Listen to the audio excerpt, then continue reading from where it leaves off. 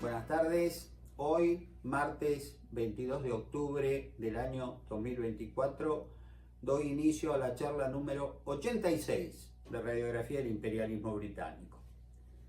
Tal lo prometido en la última exposición, hoy vamos a comenzar con las operaciones terrestres en la guerra contra el Imperio del Brasil. Vuelvo a repetirles, mis queridos amigos, que todo esto se desarrollaba al mismo tiempo. Lo naval, lo militar, terrestre, iba aconteciendo al mismo tiempo. Pero por una cuestión de clarificar la situación, he preferido dar primero la parte naval y ahora vamos a la actuación del ejército argentino, que en esa guerra se denominó ejército republicano, porque nosotros enfrentamos el ejército imperial del Brasil. La guerra todavía no había comenzado cuando el brigadier Martín Rodríguez, quien había cesado como gobernador de la provincia de Buenos Aires, fue nombrado, estaba en la plana mayor general del ejército, fue nombrado como comandante de un ejército de observación, porque ya era prácticamente sabido que íbamos a ir a la guerra contra Brasil. Todavía no estábamos en guerra. La cuestión que a fines de 1824 se empieza a reunir tropas en la actual provincia de Entre Ríos, porque se sabía que de un momento a otro, por cualquier excusa, Brasil nos iba a declarar la guerra, tal como aconteció cuando nosotros, el Congreso, aceptó el envío de 2 representantes de la banda oriental al Congreso argentino, como lo que eran unos representantes de un territorio patrio. Pero había un problema: ese territorio patrio, desde 1820, ya había sido totalmente ocupado por el imperio. Es decir, que primero por los portugueses, discúlpenme, y después de 1822 se cambió nada más de portugueses a brasileños, pero estaba ocupado por una fuerza, un país que era el Imperio del Brasil. Conclusión: nosotros fuimos acopiando material, tropas y, dentro de lo que se pudo, caballada. Los caballos fueron un gran problema y, bueno, la nación, la República todavía no existía, las provincias, Buenos Aires especialmente, el tesoro de la provincia de Buenos Aires, gastó muchísimo dinero en comprar cabalgaduras para dotar a las fuerzas de caballería de un ejército que estaba formado por veteranos de la Guerra de la Independencia. Eran por lejos las mejores tropas que había en Sudamérica. El problema es que no eran muchas. Así fue como llega al campamento de entrerriano de Arroyo del Molino, donde estaba el brigadier, vuelvo a repetir, Martín Rodríguez, como jefe de un ejército de observación, las tropas de un regimiento que se lució en una de las últimas campañas al desierto, la de 1823-1824, el regimiento de coraceros número 4, que vulgarmente, o no vulgarmente, es una fea expresión, discúlpenme, simpáticamente, digamos, con admiración, eran denominados los coraceros de Lavalle, que eran comandados por el coronel Juan Galo de Lavalle, héroe indiscutido de la Guerra de la Independencia, ¿no? El león de Riobamba, el héroe de Pichincha, el hombre que se destacó en Chacabuco, Maipú, en fin, y en 1000 combates librados en Perú. Este hombre, un joven coronel, tenía 29 años, pero una experiencia militar al mando de los granaderos que formó el general San Martín, impresionante. Cuando Lavalle conversa con Martín Rodríguez, este le dice, lo ve tan entusiasta por el amor a la patria, el sentimiento de argentinidad que lo desbordaba, y Martín Rodríguez, quizá un poco amargado por las miserias del poder, de lo que él había visto, siendo gobernador de Buenos Aires, las luchas fratricidas, en fin, de su experiencia, le dijo que lamentaba decirle que no era todo como Lavalle lo soñaba. Nosotros pensemos que Lavalle, siendo un chiquito, un jovencito, ingresa al ejército, al regimiento de granaderos a caballo en 1812 y retorna a la patria prácticamente poco más de 10 años más tarde. Él estuvo afuera de nuestro país, primero en Chile, luego Perú, Ecuador. Es un extranjero en su propia tierra y él no alcanza a comprender cómo son estas miserabilidades humanas, esos enconos para él ridículos de la gente del interior hacia Buenos Aires, que ha sido la vanguardia de la lucha con la independencia, por la independencia. Pero bueno, así son las cosas. Voy a leer acá un pequeño párrafo que escribió un gran escritor argentino, Bernardo González Arrilli, en su obra Lavalle. Para él era superior a todo otro sentimiento el del honor nacional. Ser argentino excluía de una manera absoluta la idea local, y frente a un enemigo extranjero, las luchas intestinas debían abandonarse. Un sentimiento puro, un sentimiento verdadero, pero lamentablemente no era el sentimiento que más abundaba en ese momento en nuestro país. Por ejemplo, yo les he dicho que el brigadier Martín Rodríguez en Entre Ríos se preocupó muchísimo en la compra de caballos.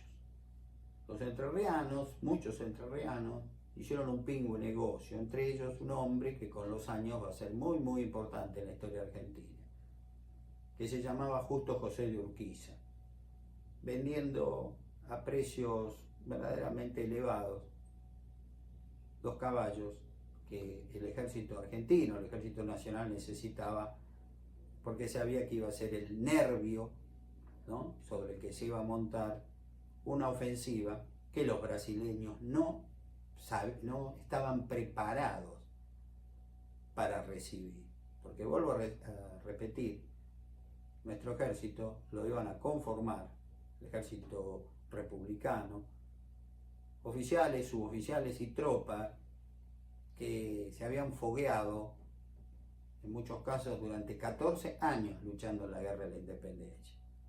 El ejército brasileño, sin ser por esto ofensivo al mismo, era un ejército que prácticamente no había combatido, era un ejército de desfile, como alguna vez se expresó.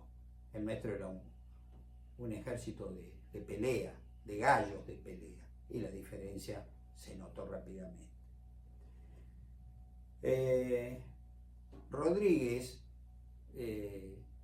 cansado de recibir poco material, pertrechos, dinero, todo, al gobierno de Buenos Aires, que representaba al gobierno de nuestro país, pidió ser reemplazado en sus funciones. Estaba muy cansado. Martín Rodríguez, que fue un gran hombre, prácticamente desde las invasiones británicas, desde 1806 hasta 1824, finales del 24 y mismo el 25, no había parado de combatir a los británicos, a los españoles, a los indígenas, a los argentinos del interior. Estaba cansado. Y ahora que dice, vamos a ir a una guerra con Brasil, y acá no nos llegan las cosas que necesitamos. Entonces dijo, bueno, yo no quiero seguir más.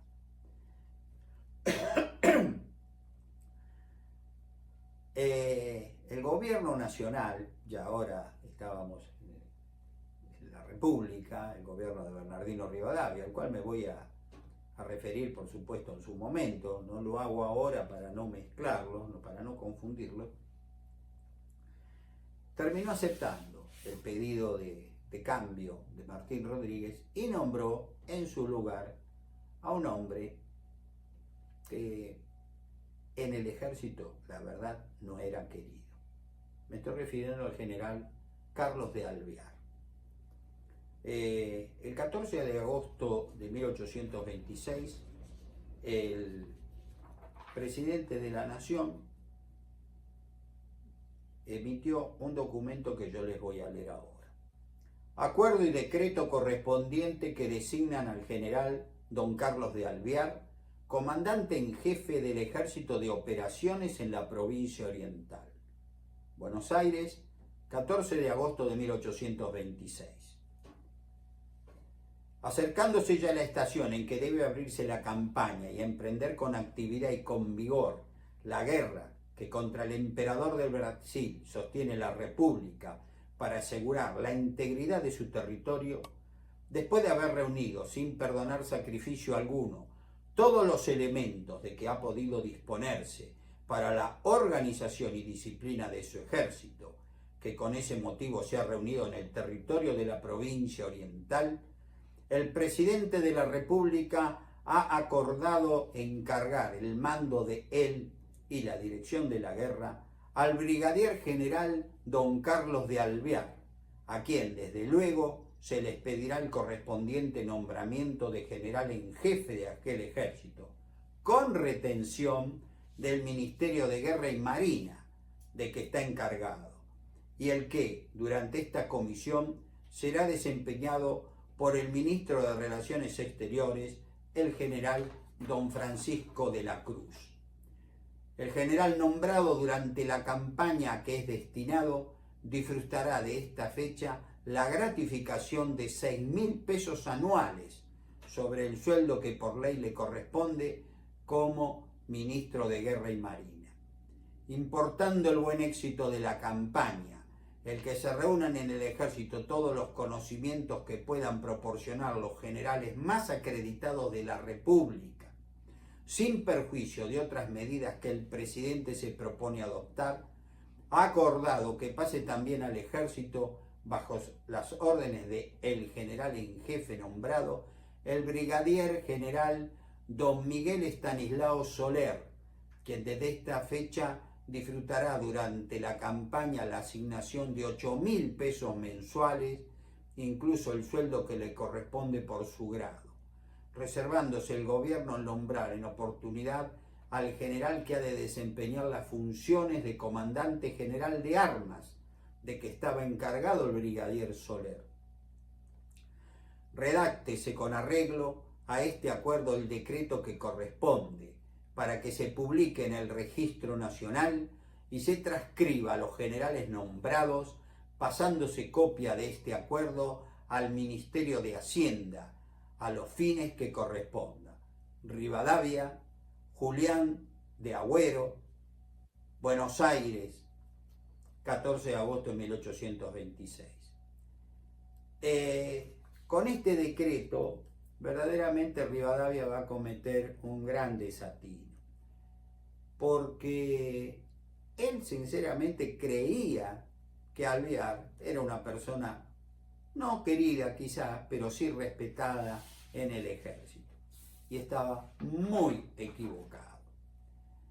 Cuando Alvear llega de Entre Ríos, nuestras tropas habían pasado ya la banda oriental, estaban sobre el río Uruguay, llegó con excelentes oficiales que se habían distinguido en la Guerra de la Independencia. Yo los voy a leer para no olvidarme de ninguno. Llegaron con él los oficiales Miguel Soler, José María Paz, Félix de Olazábal y su hermano Manuel, Carlos Luis Federico de Bransen, Isidoro Suárez, José Valentín de Olavarría, Tomás Iriarte, Ángel Pacheco, la crème de la crème, se podría decir. Oficiales fantásticos, leyendas, eran leyendas. Varios coroneles con mando de tropa se montaron muy disconformes con el nombramiento de Alvear.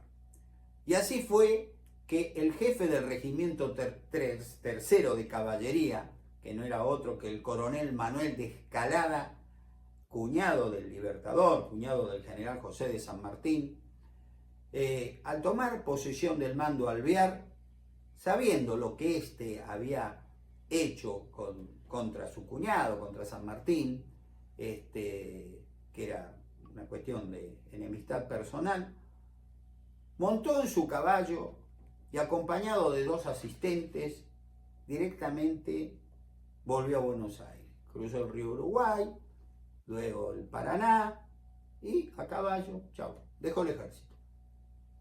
Así de simple. El coronel Juan Galo de Lavalle, que era un flor de gallo de pelea, disimuló su desagrado por ese nombramiento, por el nombramiento de Alvear, porque recordaba su pésimo comportamiento en 1814 en la banda oriental, donde él lo había conocido siendo muy jovencito, muy chiquito. Y también porque él había respaldado al disolvente caudillo chileno José Miguel Carrera, y junto con los caudillos Estanislao López y Francisco Pancho Ramírez, habían participado, habían luchado en la batalla de Cepeda, en la que cayó el directorio que estaba al mando en ese momento, el 1 de febrero de 1820, del general José Rondó. Y de ahí surgió la anarquía, como ya lo hemos visto. Lavalle lo consideraba a Alvear un hombre fatuo, incapaz de comandar esa fuerza, pues no tenía experiencia en el combate. Era lo que podríamos decir un general de escritorio, como dijo una vez el general Belgrano a San Martín. Muchos me han criticado, dijo Belgrano, pero los que me critican, muchos de los que me han criticado, nunca oyeron silbar una bala. Es muy fácil hablar cómodamente desde una oficina criticando A, B o C de una campaña militar. El asunto es haber estado en una campaña militar, ¿no? Como para tener la solvencia para poder efectuar una crítica. Compartía el parecer de Lavalle otro gran soldado, un valiente como pocos, valiente entre los valientes, el coronel Carlos Luis Federico Brandsen, y el coronel Lucio Mansilla, que años más tarde, por las cuestiones de las guerras civiles, van a estar enfrentados Lavalle contra Mansilla, dijo que que el general Alvear no sabe marchar, ni acampar, ni prever nada. Es decir, fíjense en el pésimo concepto en que lo tenía. Alvear, que no era tonto, se percató con la frialdad que había sido recibido. Y para demostrar a sus subordinados, a sus subalternos, que él era una persona muy capacitada para ser el comandante en jefe del ejército republicano, los invitó a participar de una disertación a todos los oficiales con mando de tropa, y al concluir, los asistentes sacaron una peligrosa conclusión. O sea, si antes no lo querían Alvear, luego de oírlo disertar, lo quisieron menos. Como diciendo, yo sospechaba que no sabía mucho. Por Dios, este hombre no sabe nada. Él, en un ejercicio que hizo, su segunda línea, atacaba una primera línea de caballería y prácticamente de inmediato atacaba una segunda línea. Los asistentes, todos, la gran mayoría, hombres de caballería, probados en 1000 combates contra las aguerridas tropas españolas, se dieron cuenta que la inmediatez de la primera y la segunda línea hacía que quedaran casi pegadas, la segunda quedaba pegada a la primera, y esto lógicamente era un desatino. Alvear paseó su mirada por los asistentes y por supuesto se detuvo ante la cara del coronel Juan Galo de Lavalle, que demostraba una cara de absoluto estupor y desagrado. Entonces le dijo: desearía, coronel, conocer la opinión de usted sobre el orden de batalla que acabo de explicar. General, yo encuentro ese orden de batalla muy defectuoso. Hola, ¿defectuoso? ¿Y por qué? Porque si la primera línea llegase a perder terreno, estando la segunda tan cerca, se correría el riesgo de ser envuelta por aquella. Coronel, le respondió Alvear, en este ejército no hay ningún regimiento que vuelva la cara al enemigo, o sea, que se dé vuelta. A no ser que esté mandado por un coronel cobarde. Bueno, decide eso y ya está. General, le respondió Lavalle, yo he dado repetidas pruebas de que no soy ningún cobarde en el campo de batalla, y más de una vez he teñido mi lanza de sangre enemiga. Me retiro de aquí porque no hay libertad para hablar. Y automáticamente se levantó y se fue. Ante ese desaire, porque fue un total desaire de un coronel a un general, comandante en jefe, Alvear, mirándolo al brigadier Miguel Soler, que era amigo de Lavalle, le dijo: general, ese coronel insubordinado que salga despedido del ejército en el término de 4 horas. O sea, yo lo he hecho, no él se va. A la madrugada, sumamente molesto, Lavalle montó en su caballo y se alejó del campamento cabalgando hacia el sur. Sin embargo, a las pocas horas fue alcanzado por un chasqui que le envió el propio Carlos de Alvear, quien, comprendiendo que con su proceder ahondaría las dudas hacia su persona, si estaba en capacidad de comandar al ejército, le ordenó regresar pidiéndole disculpas por el altercado. En dicha nota le expresó que cuando retornase se retractaría frente a los mismos oficiales que participaron de la reunión. Para salvar las apariencias, estamos en un orden piramidal, general, coronel abajo, ¿no? Alvear, luego de conversar a solas con su valiente e insubordinado oficial, lo suspendió temporalmente en el mando de su regimiento, como también lo había hecho con el coronel Ángel Pacheco, que también criticó su exposición. Ahora, ahí supuestamente termina el tema, vamos a ver que no, pero vamos a otro punto.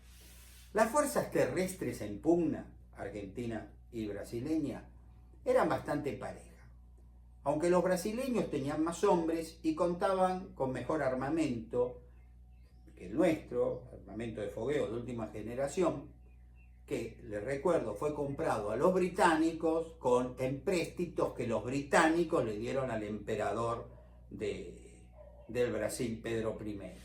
Mucho de ese material, que para acá era la novedad, eran rezagos de las guerras napoleónicas.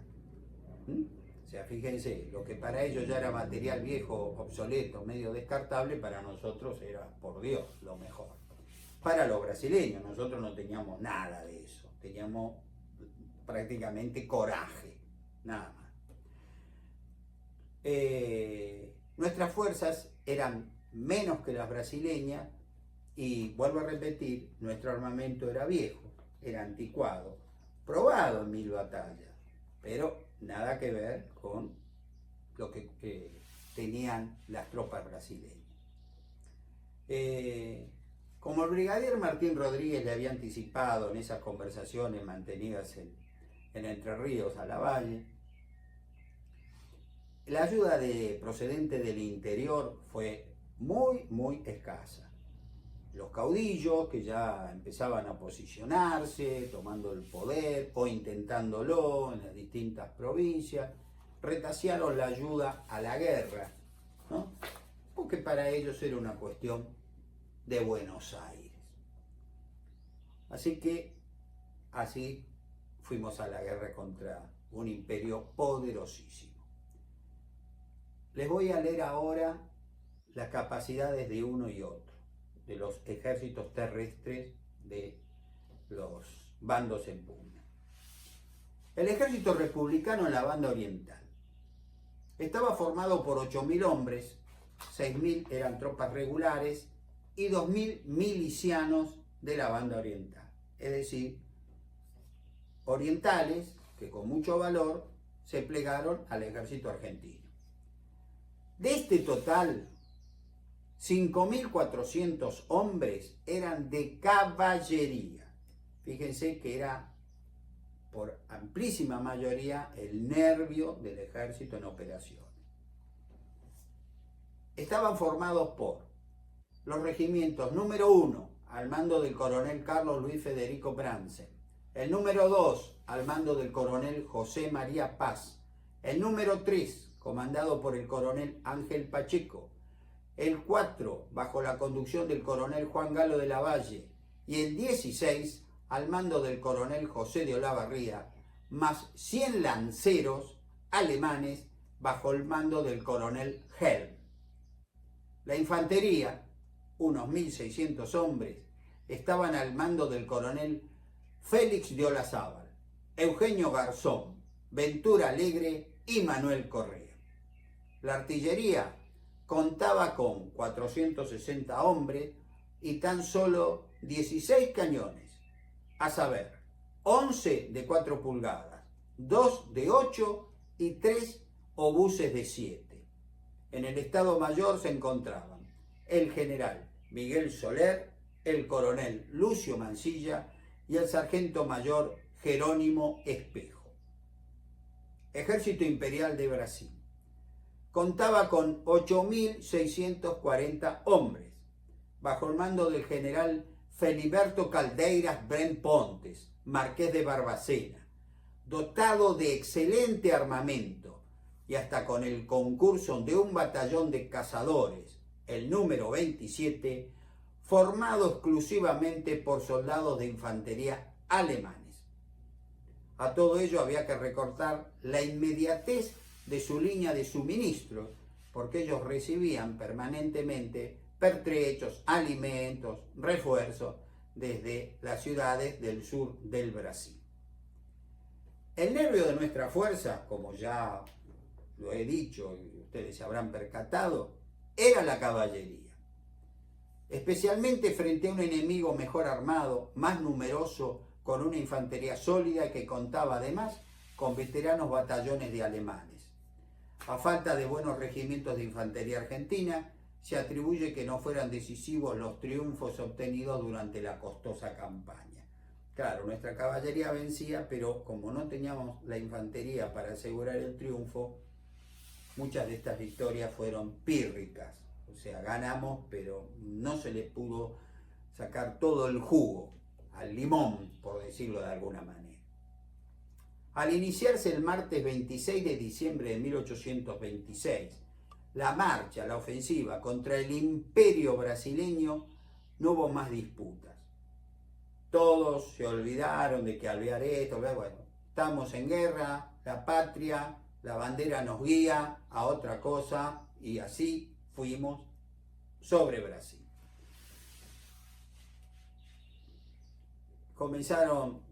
Primero padecieron las tropas un calor insoportable,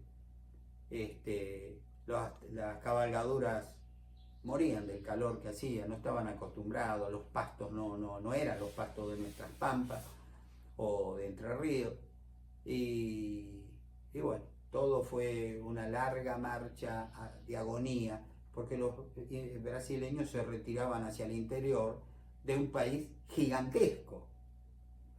Basta observar lo que es Brasil, podían retirarse cientos de kilómetros y no pasaba nada. Las tropas comenzaron a sufrir gran mortandad porque a ese calor impresionante luego va a venir más o menos en el mes de marzo la temporada de lluvia y las huellas, porque caminos no eran, se transformaron en fangales. Entonces la marcha se dificultó de una manera impresionante. Las tropas comieron todas las reses que llevaron, ni sal tenían, y al no tener sal para condimentar la carne, no solo era eso, sino que la sal fija el agua que tenemos en el cuerpo, ¿no? Al comer carne dulce, por llamarlo de alguna manera, perdíamos mucha humedad en el cuerpo, mucha agua, y la mortandad fue tremenda. El ejército imperial, como dije, los dejó avanzar, se iban retirando tranquilamente, no tenían ningún apuro. Sabían que cuanto más ingresáramos a Brasil, más fácil va a ser vencernos, o ellos pensaron eso. Lo único que hacían, como para marcarle el terreno y dificultar que hubiera pastos para las cabalgaduras, le quemaban, le prendían fuego a los pastizales. O sea que de pronto nuestro ejército pasó del calor a la lluvia, a los incendios, y así todos sacrificadamente siguieron avanzando.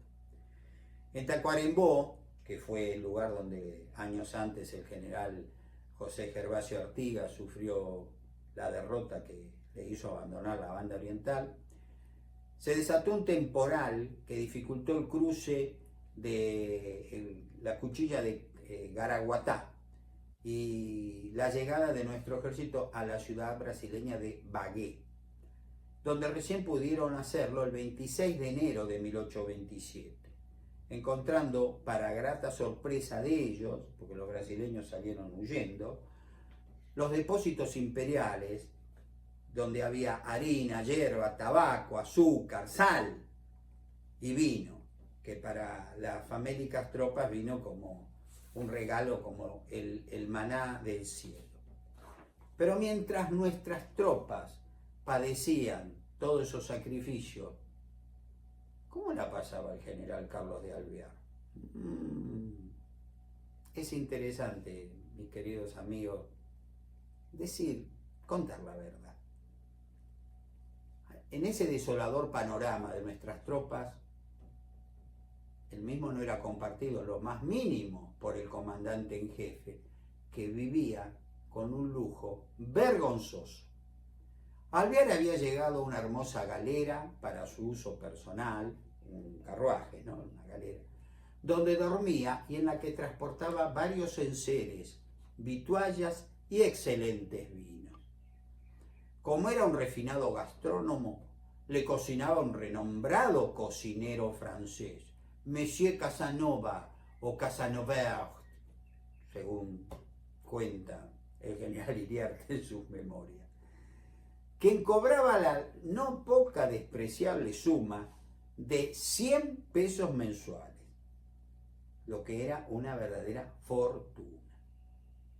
Ni en Buenos Aires se podía servir una mesa mejor que la de Alvear en Arroyo Grande. Cuando se habían consumido en el ejército la hierba, el té, el café, el azúcar, el pan y las golosinas, tan solo el general en jefe conservaba abundante repostería.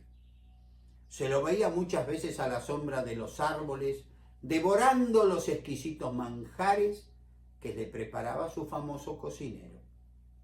En vísperas de la batalla de Ituzaingó, el general Alvear atronaba con sus ronquidos los alrededores del cuartel general. Dormía profundamente a la sombra de la galera después de una abundante colación. Qué bueno que el general Tomás de Iriarte lo haya escrito, porque fue el único. Si él no lo hubiera hecho, nunca nos hubiéramos enterado de esta verdadera vergüenza, no puedo calificarlo de otra manera. Mientras que las tropas comían lo que podían, luego que se murieron las vacas, que consumieron sus vacas, empezaron a comer los caballos que morían de sed, de hambre, ¿no? Eso es lo que comían nuestras tropas. Y el señor general Alvear, por Dios, lo mal que la pasaba, ¿no es cierto? Yo tengo un querido amigo en la provincia de Buenos Aires, alguna vez lo he nombrado, el señor Néstor Papa, que vive en la ciudad de General Alvear, provincia de Buenos Aires. Y ese nombre se repite en muchas otras provincias argentinas. Verdaderamente creo que hemos sido generosos, demasiado generosos, con personajes que verdaderamente no merecen ese homenaje. Pero bueno, es mi humilde opinión, posiblemente equivocada. Vamos a la guerra con Brasil, que pese a las miserias que tiene toda guerra, es un poco más digna que ciertos comportamientos, me parece. El ejército del Marqués de Barbacena se va a replegar a las sierras de Camacuá, donde se encontró con el mariscal británico al servicio de la corona imperial brasileña, Gustavo Henrique Brown, y allí unieron su fuerza. 2 días más tarde llegó a Bagué con un arreo de 400 caballos que arrebató el enemigo la noche anterior el comandante Anacleto Medina. Un personaje, este hombre Medina, muy simpático.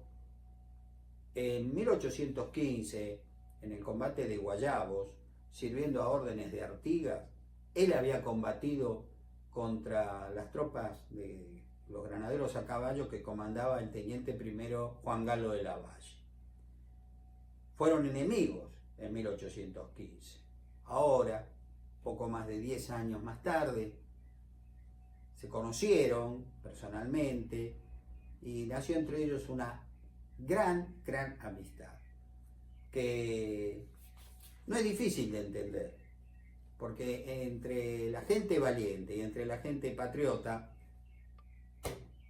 ¿por qué no ser amigos, no es cierto? La admiración fue mutua y Lavalle y Anacleto Medina, al conocerse en Bagué, cuando los vio llegar con esos 400 caballos que tan bien le vinieron a las tropas de Lavalle, me imagino, quiero pensar, que se habrán abrazado, se habrán presentado, y por qué no, se habrán acordado que poquito más atrás, una década antes, estuvieron a punto de matarse. Pero bueno, así es la guerra. Mis queridos amigos, yo creo que nos hemos presentado en sociedad, digamos, al ejército republicano, al ejército argentino, que va a sorprender como Brown sorprendió en el agua a los brasileños, a las tropas imperiales, porque verdaderamente van a sufrir lo que se podría denominar una verdadera paliza. Muchas calles de las ciudades de Argentina llevan nombre de batallas libradas y ganadas, sin excepción, por esta fuerza republicana argentina. Y yo creo que en la próxima charla, que va a ser la del martes 29 de octubre, ustedes van a comprender que lo que yo estoy diciendo ahora no es ninguna fantochada, fue la verdad absoluta. Nunca se ganó una guerra en forma tan aplastante y lamentablemente nunca se obtuvo nada por esas victorias. Mis queridos amigos, con esto doy por terminada esta charla y Dios mediante nos veremos la semana que viene cuando les voy a demostrar que lo que acabo de decir es la absoluta verdad. Muchas gracias por su atención.